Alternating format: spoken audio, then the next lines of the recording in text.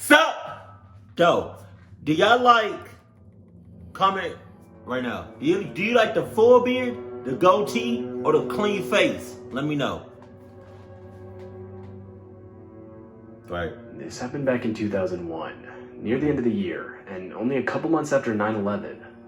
Almost every year, in the winter, my family would take a vacation to somewhere a lot warmer. And this year we decided to go to California. Right. Though, due to recent events, most of us either chose or were forced to drive rather than fly. Because of my job at the time, and how late my shifts ran, I got stuck driving alone. I was driving from my home state of Utah to the area all of us would be staying in California. After some time, I finally entered into Nevada and continued my road trip on the seemingly abandoned desert roads. It was the middle of the night, and I would only see a car pass maybe every 15 minutes. Though eventually, out of nowhere, I could see police lights turn on directly behind me. Oh no. I was exhausted, and honestly annoyed, because I hadn't been speeding or doing anything illegal. I pulled over to the side of the road, and the police officer walked up to the driver's side window, which in itself threw me off. Usually when you get pulled over on the highway, they'll come to the passenger side window, so as to be out of the road. Though I ignored it. Which lets me know that that officer don't care about his life or your life at all. Complied when I was asked for my license and registration. But as I held out my hand with the requested documents, he just stared at me. Oh no. Not moving at all. This went on for a solid minute, until finally, without saying a word, he grabbed my stuff and walked back to his car, just to return almost immediately. He then told me to step outside of my vehicle. Now, at this point, I started to worry, as I'd gotten many tickets before, but had never once been asked to step outside of the car. I did as he said, and he then asked me if I had been drinking. I said I hadn't, and then proceeded to ask why I was being pulled over. The guy claimed I had been driving erratically and swerving between lanes, which I knew for a fact wasn't true. Even though it was late, I've always been a night owl and was completely awake and sober while driving. The guy then asked me if I was a terrorist, which was completely absurd. His question caught me off guard, as what police officer would ask this question on a routine traffic stop? Dick! I obviously replied saying no, You an ass. which he then, completely disregarding his question, instructed me to walk a line as a test to determine if I was sober or not. I obviously passed without question. The guy then claimed he needed to search my car to see if I had any... God damn! What's up?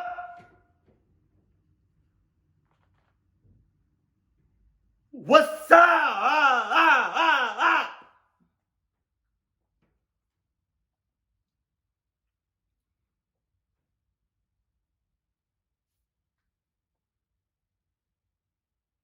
What's up?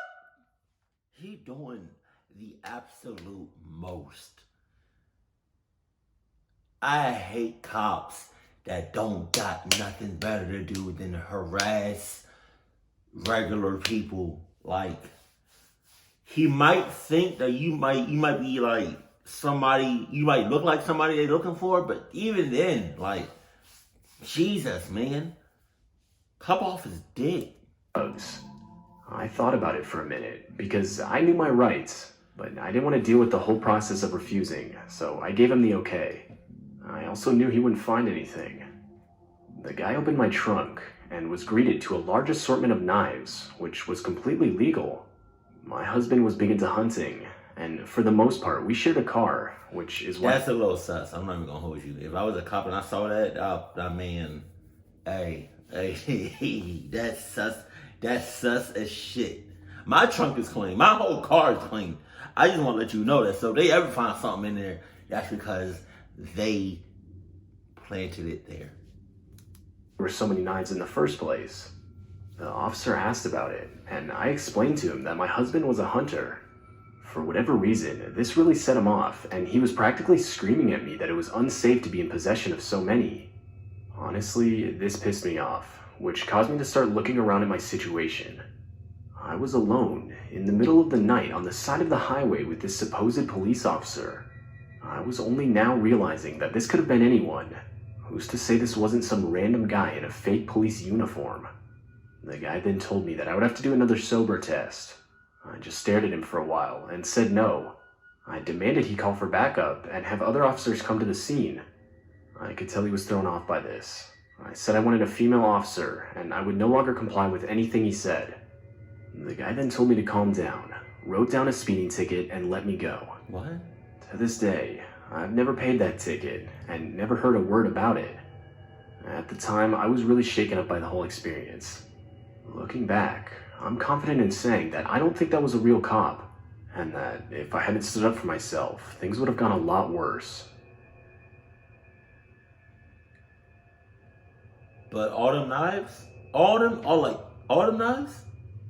Oh man, I don't know about that. It was a late summer night in July, maybe 10 p.m. I'm only 17, and was left home alone for the week, as my parents went on some vacation with some friends in the Bahamas. It was this late into the night that I realized I'd forgotten to take the dog out for a walk. Our dog was really young, and I knew that missing even one day outside would not have been fun for him. So, just go in the front yard. You don't gotta go down the street. You don't gotta go to the backyard.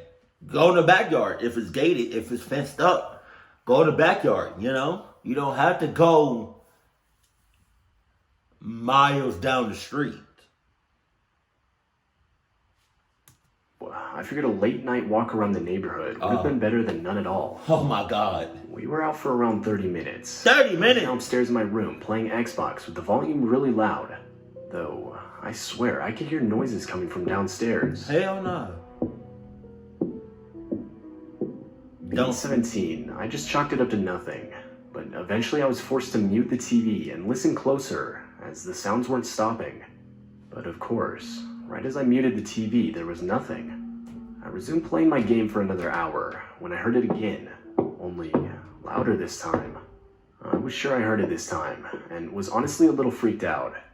To prove to myself that it was nothing, I decided to go downstairs to the basement where I thought I heard the noise coming. Basement? God, Jesus. Man, hey. I would have called the cops, right?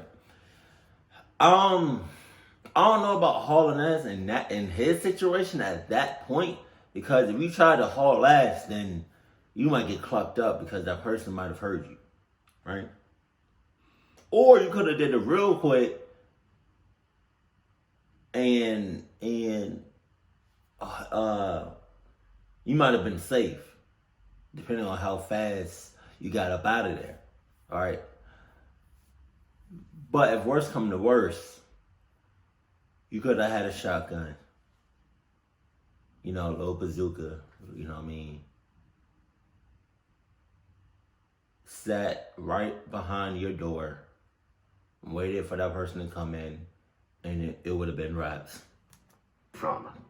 But as soon as I opened the basement door, I was hit with a wave of cold air. I went downstairs and noticed one of the windows was wide open. Jesus! I was 100% sure I'd closed and locked all the windows in the house prior to me leaving to walk the dog. Oh yeah? I was ready to make a run for it when something stopped me. I turned around, and for the first time, I noticed the basement closet door was slightly cracked open. My family never used this closet. The door was always and should have been shut. I stood in front of that door for what felt like an entire hour, debating whether I should open it all the way. Finally, I moved closer and put my hand on the doorknob. But before I could open it, I could hear the clear sound of shuffling coming from the other side. Shit. Oh, I had never run faster up a flight of stairs in my life. I went to my bedroom, locked the door, and called the police. When they arrived, they came in and searched the house. But not even 5 minutes into their search, I could hear a gunshot from downstairs, followed by a lot of commotion. A few minutes later, the police came out with a deranged-looking man, who, by the looks of it, was most likely homeless. The man was put in the back of a police car. The police proceeded to tell me that when they had opened the door to the closet, they found the man sitting in a corner pointing a gun at them. The man shot one bullet towards the cops, but luckily he missed, and the cops were able to disarm and arrest him. The scariest part was how close I was to opening that door myself, and likely being shot. Jesus.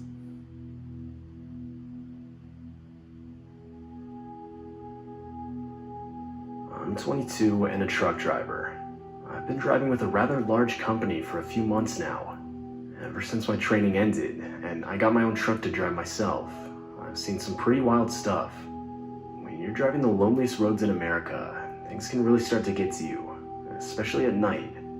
I remember one late night in particular. I still had another hour to the nearest truck stop, and was blasting freezing cold air against my face, as it was the only thing I could do to keep myself from dozing off at the wheel. Irresponsible, I know, but until you work this job, you don't know how many times you'll run into a situation where all you want to do is sleep, but there's no rest stops for miles. I was in the desert, in the pitch black darkness of a cold summer night, when suddenly I could see something run out into the road in front of me. Hell no. Before I could even react, it was gone and on the other side of the road into the bushes. I barely got a good look at it. All I noticed was that it looked to have white fur, was running on all fours, and was the size of a large dog. Now, I see animals crossing the road at night all the time, so it wasn't anything to get worked up about. But not even a minute later, and I could hear a loud bang as I felt my truck jolt to the left and into the other lane. Oh shit. I quickly tried to swerve and correct it so as not to crash. I had no idea what had happened. My best guess was that an animal tried crossing the road just as I was going past, and somehow hit me so hard that it jolted my truck to the left. I pulled over to the side of the road so I could see if there was any damage. I got out and walked to the other side, which revealed a large dent in the side of my trailer. As I got closer to inspect it, I realized how large it actually was. It was 5 feet wide and 7 feet tall. God damn! No real shape to it, just a general dent. I physically couldn't imagine what animal could have been that big and hit me. I thought maybe it could have been a boulder that rolled down from the side of a hill and smashed into me. But I wasn't driving next to any mountains, or even any hills. I was in a completely flat desert. That's when I could hear the sound of dirt crunching under footfall behind me.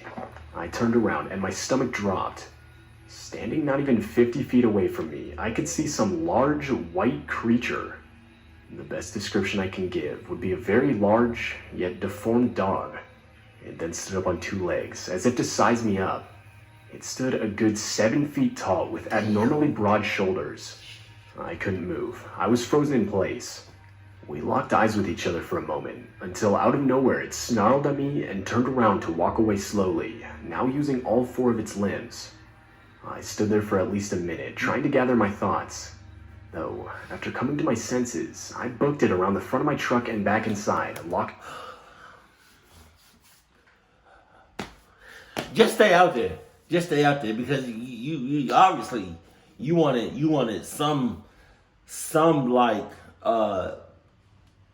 apparently you found some comfort in that 7 foot thong 7 foot long tall thing. You gave it eye contact for the longest. You stayed there for the longest, even after it growled at you.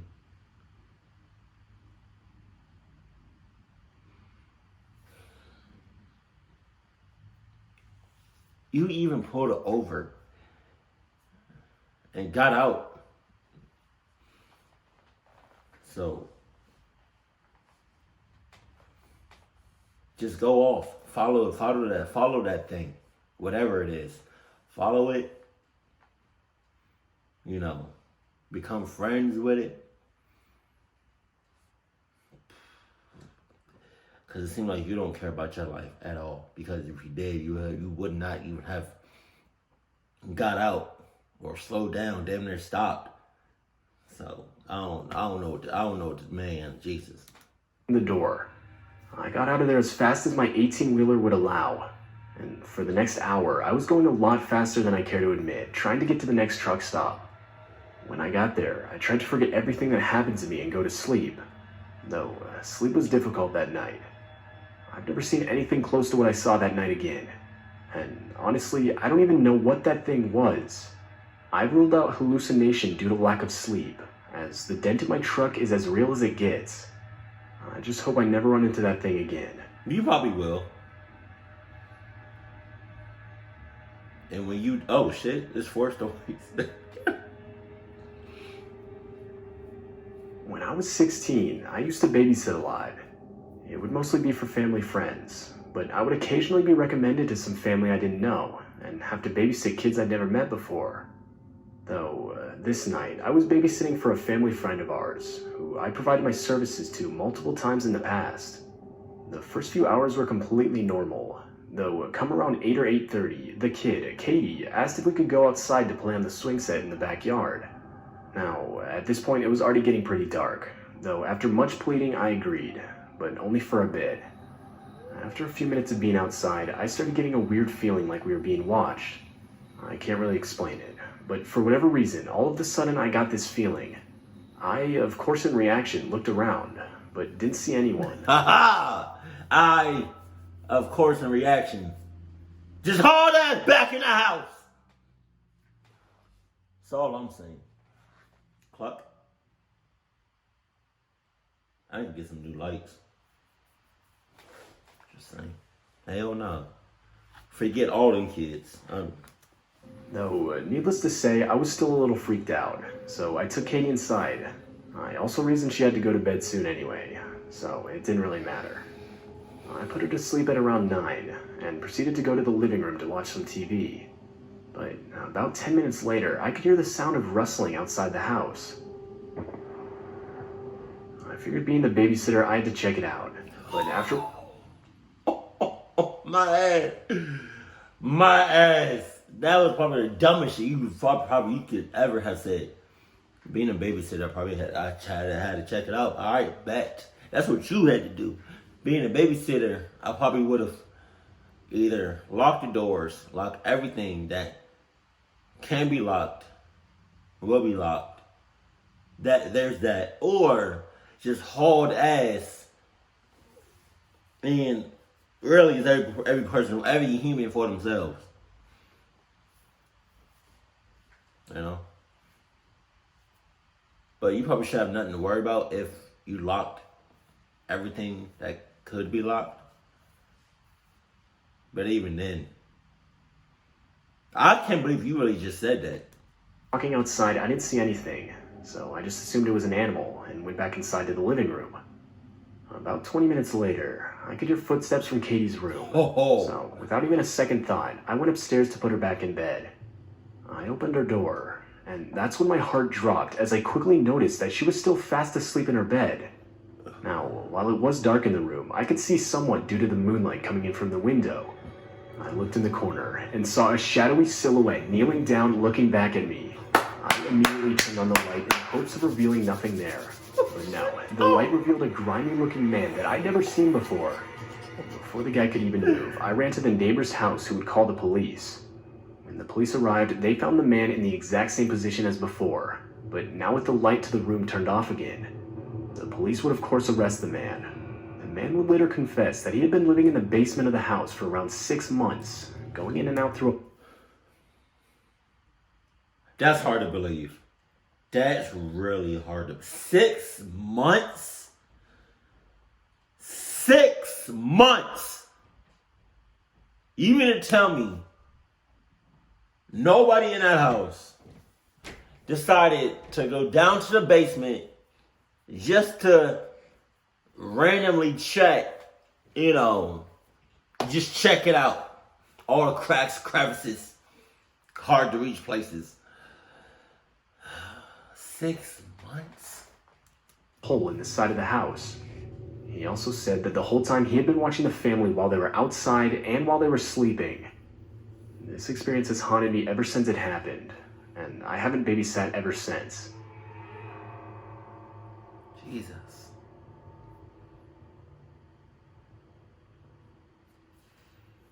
That babysitting for the birds, for real. Cause man.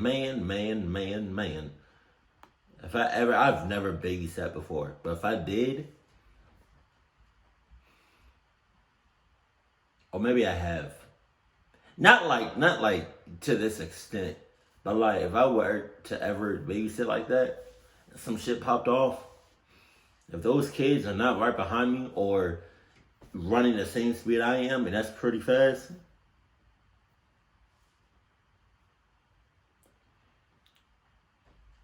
that's it. That's it. I'm dead ass. I don't know what to tell you. keep hope alive. Jesus. That shit was kind of sus. This story right here, that was kind of sus.